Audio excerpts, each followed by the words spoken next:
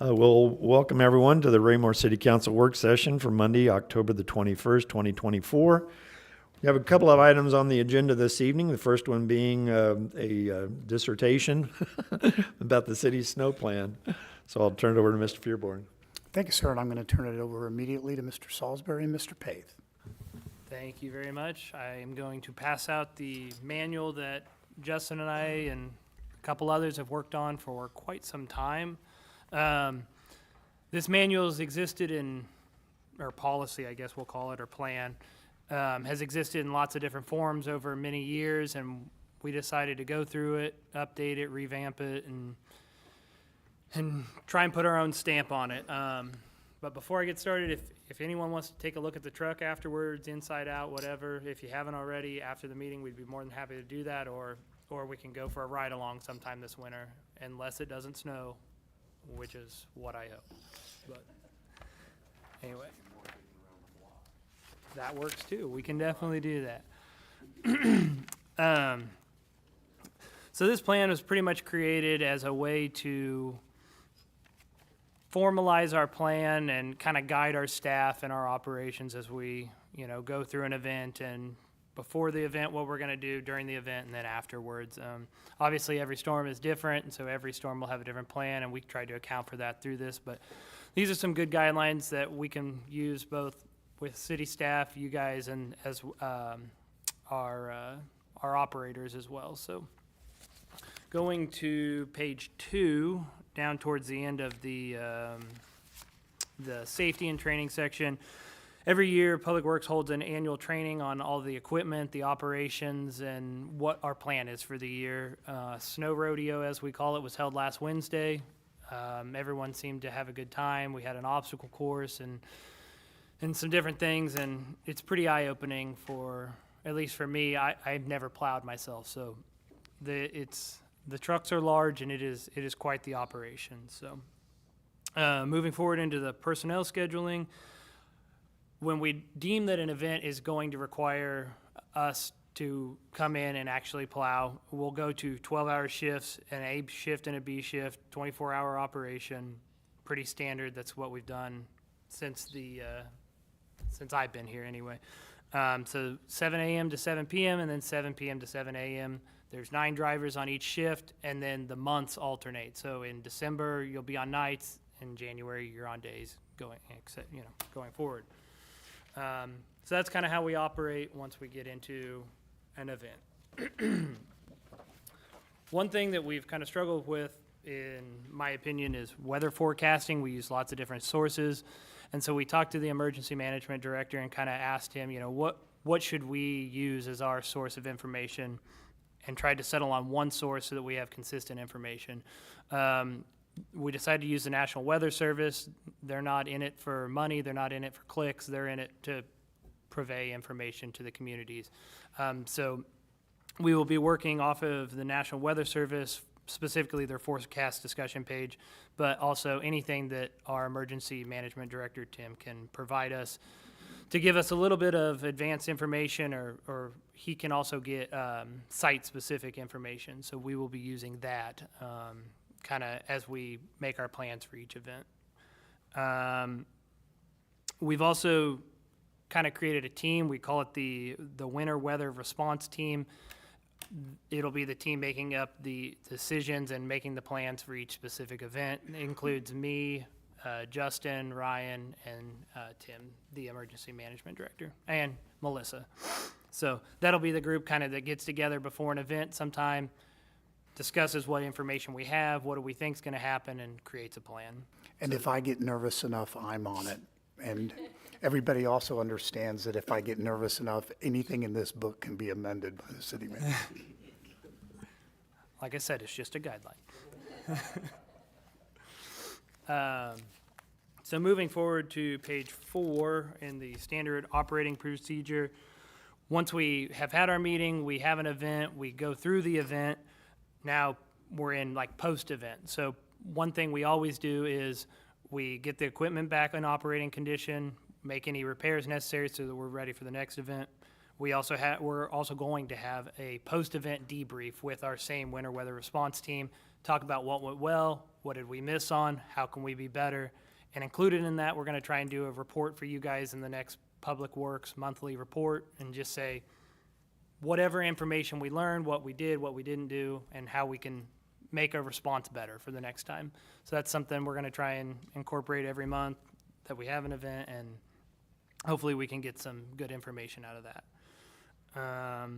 Moving forward to the call-out procedure, one thing we haven't been able to do just because of staffing issues and being short on people is really let people take vacation in the winters. Really from December to April, we have to have everybody because we were so short on people. We've now got three reserve operators. So that should allow us to have some flexibility with some of our drivers to let them take vacations and things like that. So we are excited about that. What were we at? 8 people 6 months ago, and now we're up to 15. Yep. So we're definitely adding some people, but Question on yes, that. sir. You use park staff too on this, right? That is So all correct. hands on deck? Yes. Okay. All right. So we have 3 parks operators? 4 parks operators, and then all 3 of the engineering technicians are involved in some capacity as well. As well as the engineering administrative assistant. So, yep, it takes a full citywide effort for sure. But like I said, we have more drivers, so we're hoping to be able to, allow people some more free time in the winter as well. Trent, so since we're at call-out procedures, do we have any kind of an emergent plan for being overwhelmed? Like any relationship with private contractors that we can call upon them to assist in small areas if we're overwhelmed at all? We have not set up anything like that. Okay. I don't know if you guys have ever. Never really had the need. I'm just, you mentioned at the beginning of the meeting, we had some pretty easy years. We're gonna get it one of these days. I And know, so- I know a few years ago, they said they had a 12-inch snow, and then a couple days later, another 12-inch snow, and they were still able to manage it, Get through. so. Okay, all right. Even when we were shorthanded, actually, the worst snow we had was the Christmas Eve snowmageddon that we had. I still have a picture of Darrell Quaddy being dwarfed by the snow drifts out here in the front parking lot, but even then, we managed to cover shorthanded. Okay. So moving along to page 5, down in pre-treatment. We got some new equipment this year, so we're not 100% sure what that's gonna look like. So we didn't put a ton of information in this section, but every storm is different. Every storm is going to require a different level of pre-treatment. Some storms, if we're gonna get rain before, we can't pre-treat for. Others, if it's gonna be dry and go straight to snow, we can pre-treat. So that'll be handled on a case-by-case basis, and we will determine that as part of our meetings before an event. Under snow route priorities, so we have 4 priorities. We have red, yellow, blue, and green. Red's gonna be your arterials, the highway, any of your main routes that emergency services need to perform their job. The yellows are gonna be your collector roads, so any of your main roads through your neighborhoods, and that's pretty much what they are. The blues and greens are gonna be your local roads, your cul-de-sacs, and any of the less traveled roads. So with the different priorities, we have a different level of service we're expecting and different timing as we move through those. And just as a note, I did some research today. So we currently have 18 drivers, correct? Yes. 18 active drivers. So in 2005, we had 115 lane miles of roads, and we had 18 drivers. Now we have 350 lane miles, and we still have 18 drivers. So we are, yes, sir. You have in here, if they worked a 12-hour shift, they can have one meal up to $15. I mean, you can hardly eat fast food today for $15. I mean, is that enough? Should we make that $18 or $20? We discuss that every year, sir. That is one of the things. We've gone from $4.50. Justin and I were talking about this just the other day. They seem to be okay with the 15 now, Okay. but we examine that every single year to make sure that that is fair. But it was $4.50. Yeah, I got When some I- at Culver's the other night, and it was a $14 bill, Yeah. and it's all said and done, so. They have to stick to Taco Bell, man. You're in, you're out. Well, and Watch out for that overhang. Trent, don't you guys, absent that $15 per person allowed, don't you guys sometimes stock up on food down there so even breaks, they can grab some chow there at headquarters? Yeah, we try and get them some extra meals and stuff too throughout what I thought. the events, so. Yep, Yes. Beyond coffee. anything to keep Justin happy. I have been known on occasion to take him some ribs. Let the council know, sir, when you do that. I'll write that down. So as I was kind of saying, during an event, crews focus on priority 1 and 2 routes, trying to get emergency services into the areas that they could possibly be needing to get into, and then we move forward into the 3s and 4s. Correct me if I'm wrong, Justin, but during an event, if it's actively snowing, we pretty much focus on the 1s and 2s, trying to keep them open, keep them functional. Once it stops snowing, then we're going to move off into getting the 1s and 2s cleared, and then the 3s and 4s. So under level of service, for priority 1 and 2 routes, the image kind of showing there is what we're expecting before we're going to call that road good. We'll come back to do final clearing, which we kind of touch on here in a minute, but that's what we're going to expect to the road to look like roughly before we move on into the 3s and 4s. For priority 3 routes, again, kind of looking for that image. There's going to be a little bit more snow left over possibly, or a little bit less quality of a condition. But again, less traveled road. We're looking to keep moving to get as much treated as possible. And then the priority 4s, you can expect, again, the cul-de-sacs to be left. I'm not saying they will be left, but if they are left with a little bit of snowpack on them, that's kind of what our expectation is going to be before we continue to move on. Justin, if you want to touch on the cul-de-sacs and kind of the change we're making there this year, you can. Yeah, so the cul-de-sacs are always an issue for us. It's just, you guys know cul-de-sacs, and every driveway comes to the middle, and we really have nowhere to put the snow. If there is somewhere to put it, there's a fire hydrant, or a storm box, or a car. So we always struggle with, what do we do with the cul-de-sacs? So we've made a plan to where if the snow is 4 inches or less, we will clean the throats out from curb to curb, and then we'll make 2 swipes around the bubble, and then we'll consider that done at that point. If it's going to be greater than 4 inches, then we'll make every attempt to plow the cul-de-sac curb to curb completely. Obviously, if it's less than 4 inches, but there's another storm that's going to be coming directly after that, we might try to get the whole thing taken care of at that point, but it'll just have to be on that each storm basis on how we're going to attack that. So, So question on that. The cul-de-sacs we're doing now, though, have an island in the middle. Do you just push the snow in the middle? we can, yes. Yeah, okay. Yeah. Is that easier than for it, or is In it still? some areas, Okay. yeah. If there's not cars parked on the, There's always obstacles we're working around, so, yeah, if we have the opportunity to push it into the middle, we will, yeah. So moving forward to final clearing, I kind of talked about the different levels of service we'd expect as we kind of go through treating the roads. After everything's been caught up to what the images are kind of depicting or something close to it, we'll go back and start final clearing and making sure the roads are actually clear.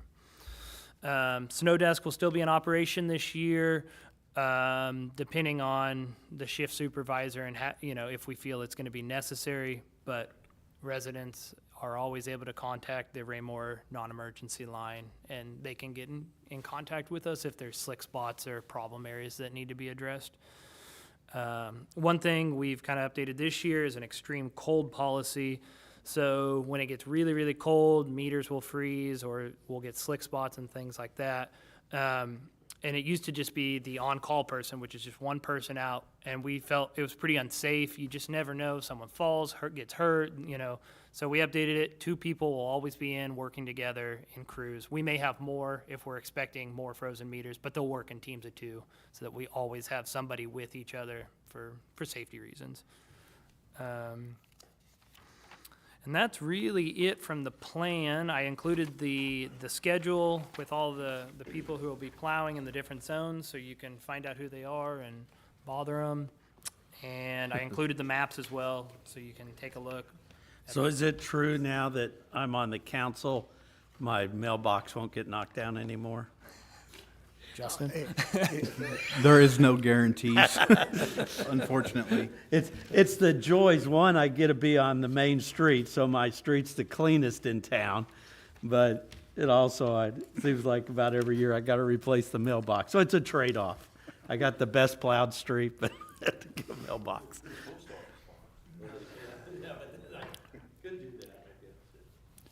So as the council is aware,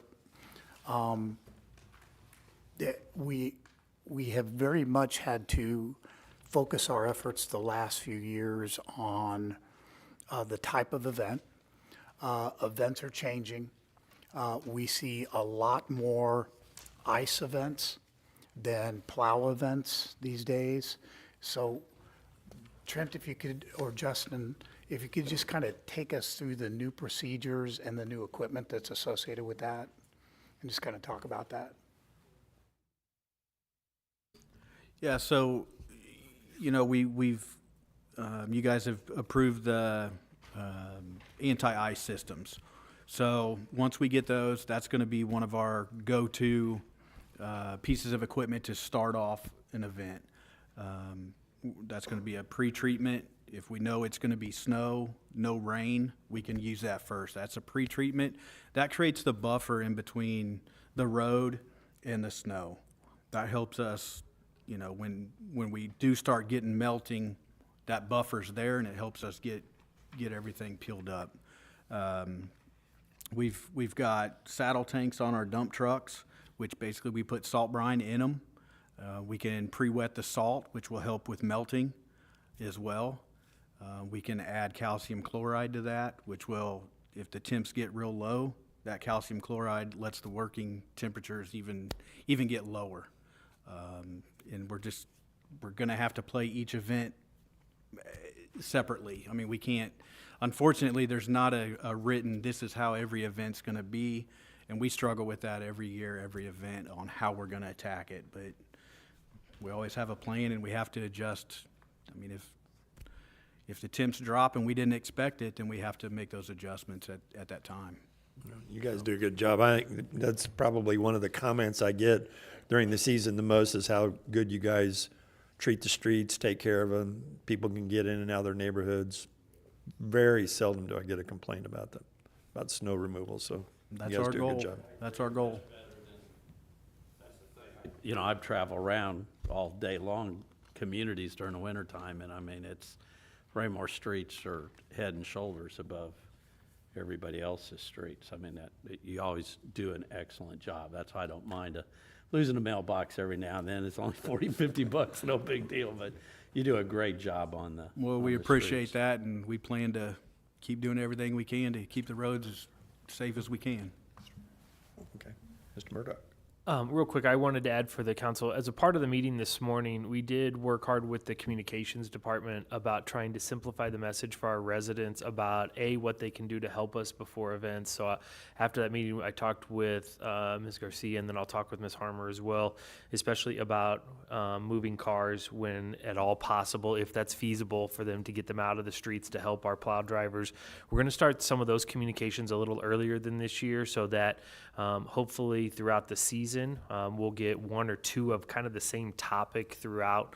So hopefully that can get reinforced with our public of things to expect essentially during an event, not only what they're going to see from trucks, but then what they can do also to help us throughout an event, because that becomes an important part for safety for our drivers too, to let them do their jobs a little bit more efficiently. And so that's going to start a little bit earlier this year, probably. We're not going to wait for an event to start some of that communication.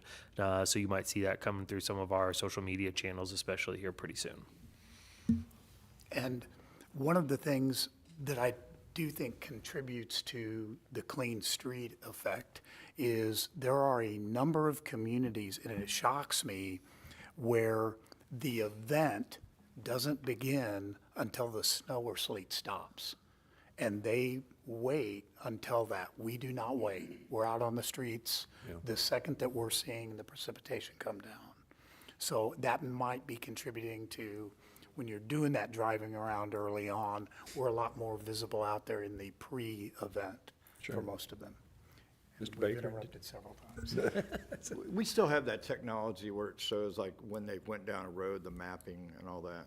Yeah, we still have plow ops. I think that's something maybe with communication too, because I know I've had people call me and I was like, well, you can just go, and the link's sometimes hard to get to, and maybe front page and that, but I do think that, they may not understand, priority 1, 2, 3, everybody thinks they're priority 1, I think, during a snow event, but if you kind of understand, okay, they've been down this street or that, I think that map is something that's very unique for us, and it will help people understand as they see that, just the vastness of what we've got, the 315 lane miles, whatever, so. The snow map, we're actually gonna link 3 different places actually this year. So we'll have it main page, but then it'll also be included on the PD page, which is where a lot of people go to find the information, and then on the normal communications page. So it'll be in all 3 places. I do have another question, and the one complaint I do get from people is that once they've cleaned off their drive, you guys block it again. So what can we offer our citizens with regard to preparation to minimize that blockage? Is there a way for them to prepare the left side of their driveway for something so that when you guys do plow, it doesn't build up as much of a Yeah, barrier? so they could clear out part of the street if they wanted to, 15, 20, 30 feet to the left of their drive if you're looking out of your house. Right. Because that's gonna end up in your driveway. There's nothing, everybody says, well, turn the plow. Then we went, we know. pushed it over here. Unfortunately, it's the nature of the beast. I know the that- dilemma, I'm just voicing what I've heard. Yeah, Okay. yeah, and, No, I understand. I do try to take my got a snow blower. I will try to do a couple of passes pushing that off the road so that when you do go by, it doesn't get to the end of my driveway. And we deal with the complaints, typically it's after the storm. Right. Once everybody moves their cars off the road that we went around, now they want us to come back and plow again. Right. We can't go plow every road again because Sure. everybody's driveway has already been cleared, and if we come now, I mean, then we're really gonna have the complaints. So once we deem a road done, unless we have a safety issue, we're pretty much gonna consider that road done, even after all the cars are moved. Sure. Mr. Burke, did you have something? Thanks.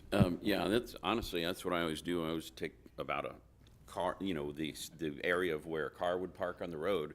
I just take that and move it to the right of my driveway. Yep. And then I never have any issues. Right. But another question, have we ever used the emergency snow plan? I didn't think we had.